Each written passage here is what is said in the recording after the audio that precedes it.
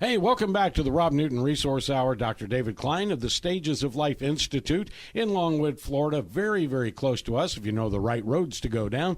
But I tell you what, we've got a lot to talk about this week. The first topic of discussion is going to be food poisoning, listeria, and all of that. And, Doctor, let's start off with that because that's a headline this week. 6 weeks from now, nobody will care. But right now, it's listeria. Why is it popping up in ice cream factories? Okay, well, for starters, the main issue is food poisoning. Food processing, keeping people from dying from food poisoning has been going back for many, many hundreds of years, thousands of years. To be worth your weight in salt, was a big deal. Why? Because salt was used to preserve food, to keep it from getting infected. Honey was used to keep food fresh and to keep it so that you could put it in your pantries, your larders, and so on and so forth. Well, these days, we don't think too much about salt. We don't think too much about honey. And in fact, we don't think too much about safety, apparently. Now, there are certain bugs that are very, very sensitive to temperature changes, E. coli being one of them. You can fry that stuff out through pasteurization. You can cook it out. But there are things that you cannot cook out or freeze out very, very easily, and hence comes listeria. Now, where do you typically see listeria infection? Well, it's not in ice cream, okay? That's what's interesting about this one. Ice cream is singularly an unusual place to get listeria. But listeria is present in milk. That's why you have it pasteurized. And we have these tree huggers, these hippies that are running around out there signing their life away to get non-pasteurized milk so they can have the increased risk of dying a harsh, miserable death and renal failure due to listeria. Okay, well, I suppose that Darwin is right on certain levels. But the long and short of it is that these bacteria are easily cooked out, but they can, in fact, continue to grow. And in the case of listeria, even at low temperature in your freezer. So what happened was this. The vessels that the ice cream was made in apparently were not adequately sterilized. Okay, listeria is present in dairy. It's present on the cows. Go figure. Okay, now they went ahead and made the ice cream. It wasn't cooked out. It wasn't frozen out. It wasn't sterilized out. And now those little gram-positive bacilli are starting to grow in your freezer. Well, most people that were exposed to this did not get sick. Go figure. Now, there's a reason why most people didn't get sick, and it's because they have something called stomach acid. But God help those of you who are so smart as to take those PPIs and H2 blockers like Prilosec, like Tagamet, and so on and so forth, and take away the stomach acid, and you take away your protection from bugs like listeria, which is why only a few people died. Why those very few people are either the young, very, very young, very, very old, but they really didn't come out and say who they were. They were more than likely those individuals that were taking things for reflux esophagitis, which, by the way, you shouldn't really take more than 6 weeks, or you too can become susceptible to subclinical infections. So what other bugs can do it besides listeria? Listeria being a particularly nasty one, where does it hit? Dairy, meat. In particular, if you have ground beef, because anytime you go punching these bacteria into ground beef, it's less likely that you're going to cook them through on your grill. If you cook a steak, you're searing the outside. Nothing's going to grow on that. You use ground beef, you start pushing the bacteria inside. E. coli and listeria can survive and smile. They will smile at you as you ingest them and make you very, very ill. So what can you do? Well, the first thing you need to do is to identify the bugs that can do it. E. coli being the most common, Salmonella probably being number 2, Shigella maybe number 3, and then they go right on down the list. One of the least common actually is going to be things like Listeria pasteurella and so on and so forth. So we have to be careful how we handle our food. First things first, wash your hands. Second thing is that cutting board, okay, sometimes known as an infectious disease culture medium.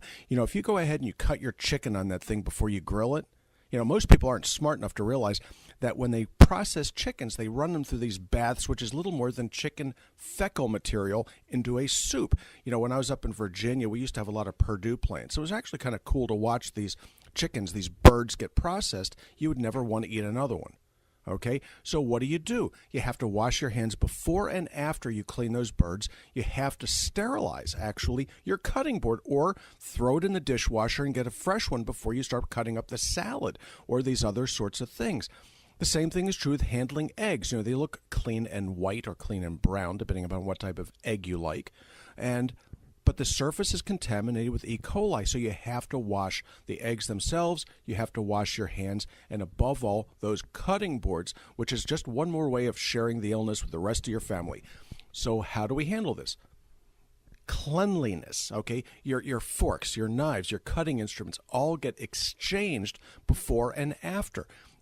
And then you too can remain healthy for the next Memorial Day weekend. We have Memorial Day coming up.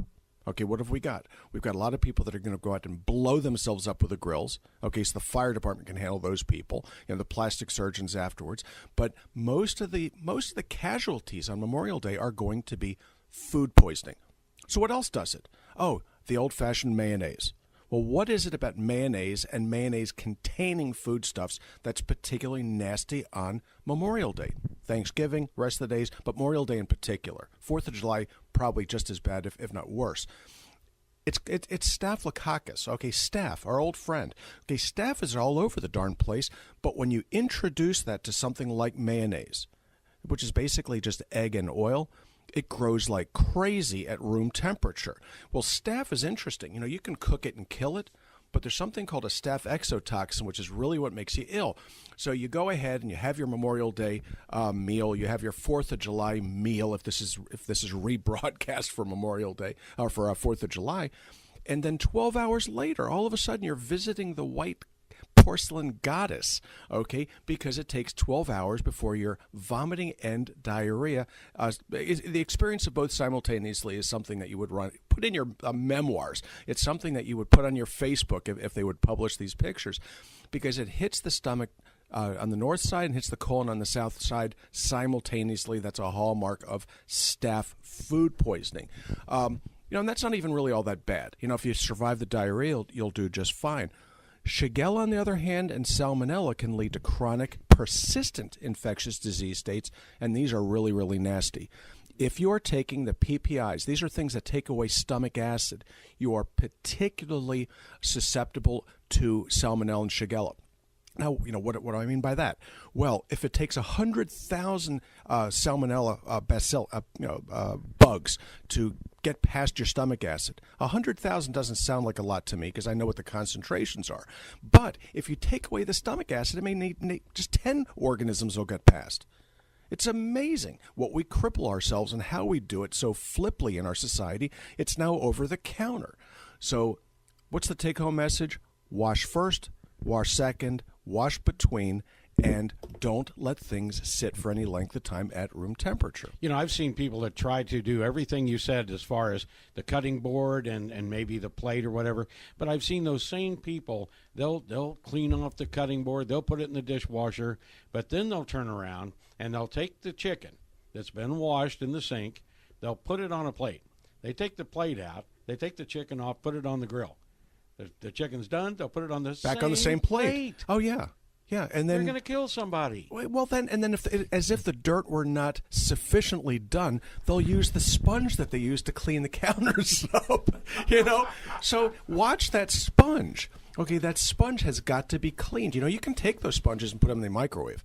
If you put them in the microwave, you can sterilize them. 2 minutes in, Robin says, 2 minutes out. Okay, the dishwasher works fine too. You don't want to put your pets or kids in the microwave, but you do want to put your sponges in there, your towels. It doesn't matter. You get those things up to temperature, and it does just fine. So that's the take-home message: is that you have to watch what you are doing. All right, Robin, can you give us all the connection information to Stages of Life? The phone number is 407-679-3337, and the website is stagesoflife.net. We're located in Longwood at 1917 Booth Circle. That's right off of I-Form 434, and we are open Monday through Thursday from 8 to 5.